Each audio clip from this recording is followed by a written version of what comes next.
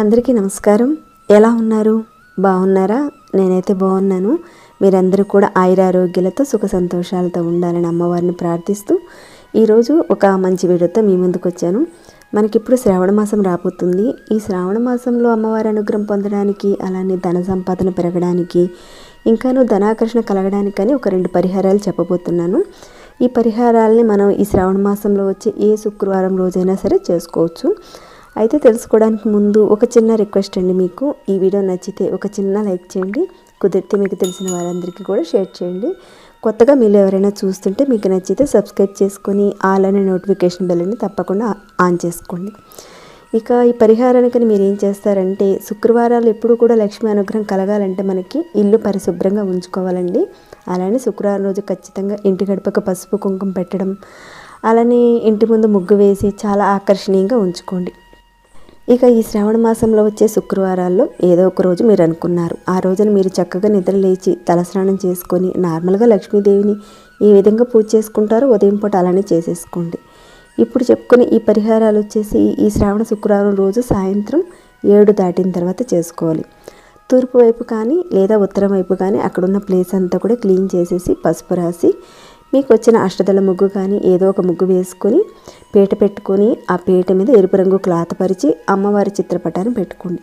లేదంటే అమ్మవారి యొక్క విగ్రహాన్ని అయినా సరే పెట్టుకోండి. తర్వాత పూలతో చక్కగా అలంకరించుకొని అటువైపు ఇటువైపు 2 దీపారాధన కుందులు పెట్టుకొని నేతితో దీపారాధన చేసుకోండి. ఈ పూజ అంతా కూడా మనం శుక్రవారం సాయంత్రం 7 గంటలు దాటిన తర్వాతనే చేసుకోవాలి. అయితే ప్రిపరేషన్ అంతా కూడా ముందే చేసుకోండి. కాకపోతే దీపారాధన మాత్రం 7 గంటలు దాటిన తర్వాతనే చేసుకోవాలన్నమాట. ఇక 7 గంటలకు ముందు చేసుకోవచ్చా అంటే 7 గంటల ముందు అయితే చేసుకోకూడదని చెప్తానండి. మనకు మంచి రిజల్ట్ రావాలంటే తప్పకుండా 7 గంటల తర్వాతనే మనం ఈ పరిహారం చేసుకోవాలి. చెప్పుకున్న సమయంలోనే చేసుకోండి, మంచి రిజల్ట్ అయితే చూస్తారు. తర్వాత అమ్మవారి చిత్రపటం ఎదురుగుండా ఒక ప్లేట్ పెట్టుకోండి. ఆ ప్లేట్లో తగినన్ని బియ్యం పోసుకోండి. ఇన్ని బియ్యం పోసుకోవాలని ఏం లెక్కలేదండి, కానీ తగినన్ని బియ్యం పోసుకొని ఆ బియ్యం మీద రాగి గ్లాస్ కానీ లేదంటే రాగి చెంబు కానీ పెట్టుకోవాలి. రాగికి సంబంధించింది పెట్టుకోవాలండి. తర్వాత పెట్టుకున్న తర్వాత స్వచ్ఛమైన వాటర్ను పోసి దాంట్లో కాస్తంత పసుపు, కుంకుమ, అక్షింతలు, కొన్ని పూలు పెట్టి అమ్మవారి ముందు ఉంచండి. కలశాన్ని మనం ఏ రకంగా పెడతామో అలానే పెట్టాలి. కాకపోతే కలశంలో మామిడాకులు పెడతాం, లేదంటే తమలపాకులు పెట్టి కొబ్బరికాయ పెడతాం కదా. ఇక్కడ అలా కాదనమాట. ఇది ఒక పరిహారం అని చెప్పుకున్నాం కాబట్టి రాగి చెంబు కానీ లేదంటే రాగి గ్లాస్ కానీ తీసుకొని దానిలో కాస్తంత వాటర్ పోసి పసుపు, కుంకుమ, అక్షింతలు, పూలు పెట్టి ఆ గ్లాసుని బియ్యం మీద పెట్టి అమ్మవారి ముందు ఉంచండి. ఈ పరిహారం మనకి 100% రిజల్ట్ అయితే వస్తుందండి. ఈ పరిహారం చేయడం వల్ల ధన సంపాదన పెరుగుతుంది. మనకి ధనాకర్షణ కలిగేలా అమ్మవారు కూడా చేస్తుందన్నమాట. అదేను ఇలాంటి శక్తివంతమైన శ్రావణ మాసాల్లో వచ్చే శుక్రవారాల్లో లక్ష్మీ అమ్మవారికి పూజ చేసుకుంటే మనకి మంచి ఫలితం అయితే ఉంటుందండి. దాంతోపాటుగా చిన్న చిన్న పరిహారాలు కనుక చేసుకున్నట్లయితే అద్భుతమైన ఫలితాలు అయితే మనకు కలుగుతాయి. ఆ విధంగా మీరు చక్కగా పెట్టుకున్న తర్వాత ఆ రోజు కానీ లేదంటే ముందు రోజు కానీ కొన్ని మారేడు దళాలు తెచ్చుకోండి. అమ్మవారికి మారేడు దళాలంటే చాలా ఇష్టం అండి. శివభగవానుడికనే కాదు అమ్మవారికి కూడా చాలా ప్రీతికరం. ఆ మారేడు దళంలోనే లక్ష్మీదేవి ఉంటుందని చెప్తారు. కాబట్టి ఈ మారేడు దళాలు ఒక 3 కానీ 9 కానీ ఒక 11 కానీ 21 కానీ 108 ఆకులైనా సరే తెచ్చుకోండి. 108 ఆకులు తీసుకుంటే మరీ మంచిదండి. తప్పకుండా 108 తెచ్చుకోండి.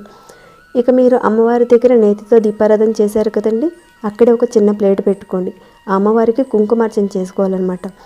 ఎందుకంటే చెప్పుకున్నాం కదండి, ధన సంపాదన పెరగడానికి, ఆకర్షణ కలగడానికని ఇక్కడ మరొక పరిహారం కూడా చేసుకోబోతున్నాం. కాబట్టి దానిలో భాగంగానే కుంకుమార్చనకు తగినంత కుంకుమ తీసుకోండి. పూజకు ముందే ఇదంతా కూడా మీరు ప్రిపేర్ చేసుకోవాలన్నమాట. తగినంత కుంకుమ తీసుకొని ఆ కుంకుమలో కొద్దిగా పచ్చకర్పూరం పౌడర్, జవ్వాది పౌడర్, ఇంకా కొద్దిగా యాలకుల పౌడర్, గంధం, ఇంకా 1 or 2 drops అత్తరు. మనకి గులాబీ అత్తరు ఉంటే బాగుంటుందండి. తప్పకుండా గులాబీ అత్తరు కానీ లేదంటే నార్మల్ అత్తరు అయినా సరేనండి వేసుకోండి. ఇక దానిలో కొద్దిగా రోజ్ వాటర్, వీటన్నిటిని కలిపి మిక్స్ చేసి ఉంచుకోండి. రోజ్ వాటర్ కలపడం వల్ల ఏమవుతుందండి, కుంకుమ అంతా కూడా తడైపోతుంది కదా. కుంకుమార్చన చేసుకోవడానికి కూడా మనకి వీలు పడదు. కాబట్టి మీరు ఏం చేస్తారంటే, ఇది సాయంత్రం చేసుకునే పూజ అని చెప్పుకున్నాం కాబట్టి మీరు చక్కగా కుంకుమార్చనకు తగిన విధంగా ఇప్పుడు నేను చెప్పుకున్న పదార్థాలన్నింటినీ కూడా కుంకుమలో వేసేసి బాగా మిక్స్ చేసి ఆ పక్కన ఉంచేసేయండి. సాయంత్రం కల్లా పూర్తిగా డ్రై అయిపోతుంది కుంకుమ అంతా. తర్వాత చక్కగా మనం కుంకుమార్చన చేసుకోవచ్చు అనమాట.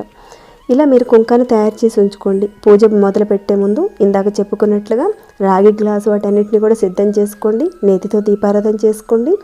ఇక ఈ పరిహారం మనం ధనాకర్షణ కోసం చేసుకుంటున్నాం కాబట్టి శక్తివంతమైన శ్రావణ మాసంలో వచ్చే శుక్రవారాల్లో కనుక చేసుకుంటే 100% రిజల్ట్ అయితే చూస్తారండి. నమ్మకం పెట్టి చేయండి. తర్వాత అమ్మవారిని మీరు ఆవాహన పలికి అమ్మవారిని చక్కగా పూలతో అలంకరించిన తర్వాత దీపారాధన చేసుకొని అక్కడ ఒక చిన్న ప్లేట్ పెట్టుకొని అమ్మవారి దగ్గర ఆ ప్లేట్లో కొద్దిగా తయారు చేసి ఉంచుకున్న కుంకాన్ని అమ్మవారికి సంబంధించిన అష్టోత్తరం చక్కగా చదువుతూ వేయండి. ఒక్కొక్క నామాన్ని చదువుకుంటూ అమ్మవారి మీద మనసు లగ్నం చేసి అమ్మవారికి మీకున్న కష్టాలను ముందే చెప్పుకొని మీకున్న కోరికలన్నీ కూడా చెప్పుకొని ఒక సంకల్పంగా చేయండి. ఇక అమ్మవారి దగ్గర కుంకుమార్చన చేసుకున్న తర్వాత అదేవిధంగా అమ్మవారి కాళ్ళ దగ్గర అదే పట్టం దగ్గర ఒక్కొక్క బిల్వపత్రం పెడుతూ ఓం బిల్వ నిలయాయై నమః, ఓం బిల్వ నిలయాయై నమః అనుకుంటూ ఒక్కొక్క మారేడు దళాన్ని అమ్మవారి దగ్గర పెట్టండి. అలా మీరు ఒక 108 మారేడు దళాలతో 108 సార్లు ఓం బిల్వ నిలయాయై నమః అనే మంత్రాన్ని తప్పకుండా పఠించండి. ఒకవేళ మీకు అవైలబుల్గా లేవనుకోండి 108 మారేడు దళాలు మీ దగ్గర ఎన్ని ఉన్నాయో, అంటే ఇందాక చెప్పుకున్నాం కదండి, 3 కానీ 7 కానీ 9 కానీ 11 కానీ 21 ఈ సంఖ్యలోనే తీసుకోండి మారేడు దళాలు. ఆ సంఖ్యలో ఉన్న మారేడు దళాలు అమ్మవారి దగ్గర పెట్టుకొని 108 సార్లు ఓం బిల్వ నిలయాయై నమః అనే మంత్రాన్ని తప్పకుండా పఠించండి. ఈ మంత్రాన్ని నేను డిస్క్రిప్షన్ బాక్స్లో పెడతాను, అలానే కామెంట్ బాక్స్లో కూడా నేను పిన్ చేసి ఇస్తానండి. ఒకసారి మీరు చెక్ చేయండి. ఈ రకంగా చేయటం వల్ల అమ్మవారి కరుణా కటాక్షాలు అనుగ్రహం మాత్రం తప్పకుండా మీ మీద అయితే ఉంటుందండి. కుదిరితే కనుక తప్పకుండా 108 బిల్వ పత్రాలతో అమ్మవారికి చేయండి. ఎందుకంటే 108 పత్రాలంటే ఒక్కోసారి దొరకవచ్చు, దొరకపోవచ్చు కదా. అందుకని కనీసం 11 ఆకులతోనైనా చేయండి దొరికితే. ఈ విధంగా అమ్మవారికి పూజ చేసుకోండి. మీరు పూజ చేసేటప్పుడు అమ్మవారి మీద పూర్తిగా నమ్మకం పెట్టుకొని అక్కడే కూర్చొని పూజ మొత్తం పూర్తయ్యే వరకు అక్కడే కూర్చొని అమ్మవారి మీద మనసు లగ్నం చేసి పూజ చేయండి.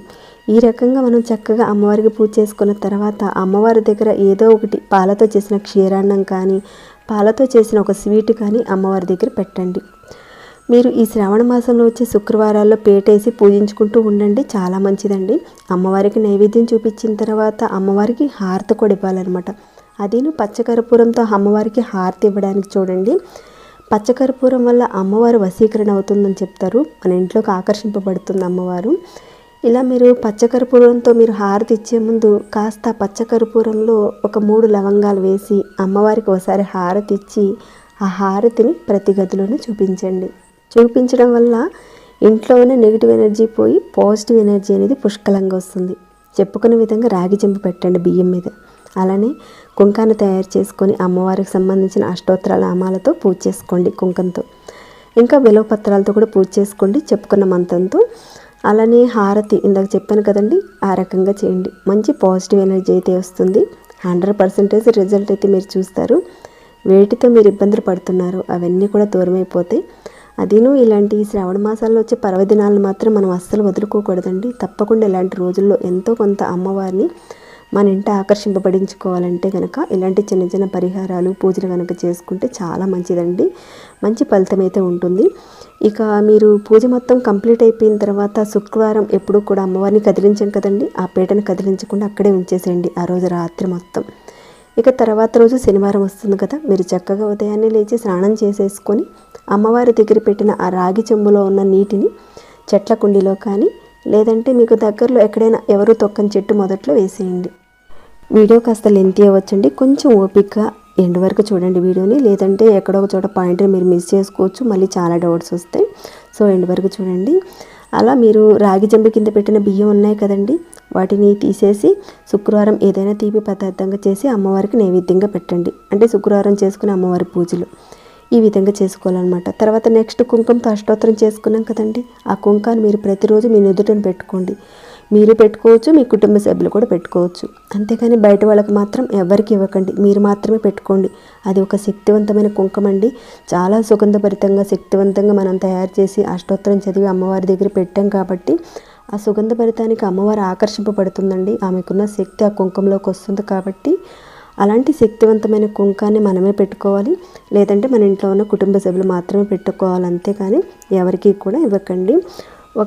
అంటే అలానే ఏదైనా ఒక పని మీద వెళ్ళేటప్పుడు మాత్రం తప్పకుండా పెట్టుకోండి. ఒక పని జరగడం కోసం బయటకు వెళ్ళేటప్పుడు మాత్రం ఆ కుంకాన్ని పెట్టుకొని వెళితే కనుక ఆ పని తప్పకుండా జరుగుతుందండి. సక్సెస్ అయితే మీదే ఉంటుంది. ఈ రకంగా మీరు చేసుకోవాలన్నమాట. తర్వాత అమ్మవారి దగ్గర మారేడు దళాలు పెట్టాం కదండి, ఆ మారేడు దళాలని, ఒత్తుల్ని, పువ్వుల్ని వాటన్నిటిని కూడా తీసేసి ఎవరు తొక్కని ఒక ప్లేస్లో వేసేయండి. ఈ విధంగా ఈ శ్రావణ శుక్రవారాల్లో మీకు కుదిరిన ఏదో ఒక శుక్రవారం రోజు కనీసం మీరు ఇలా చేసుకోండి. చెప్పిన టైంలో మాత్రం తప్పకుండా చేయండి, రిజల్ట్ అయితే ఉంటుంది. ముందు చేసుకోవచ్చా లేదంటే తర్వాత చేసుకోవచ్చా అని మాత్రం అడగండి. చెప్పిన టైంలోనే చేయండి. రిజల్ట్ కావాలంటే తప్పకుండా ఆ టైంలోనే చేయండి. సో ఇదండి, ఒక మంచి పరిహారాన్ని మీతో షేర్ చేసుకున్నాను. మీ అందరికీ నచ్చుతుంది అనుకుంటున్నాను. మీకు నచ్చితే కనుక ఒక చిన్న లైక్ చేయండి. అలానే మీకు ఎలా అనిపించింది అనే మాట కూడా చెప్పండి. సబ్స్క్రైబ్ కాకుండా కొత్త వాళ్ళు ఎవరైనా చూస్తుంటే మీకు నచ్చితే ఇలాంటి మంచి మంచి పూజల పరిహారాలకు సంబంధించిన వీడియోస్ చాలానే ఉన్నాయండి. నచ్చితే కనుక సబ్స్క్రైబ్ చేసుకోండి. ఇక ఈ వీడియోని ఇంతటితో ముగిస్తున్నాను.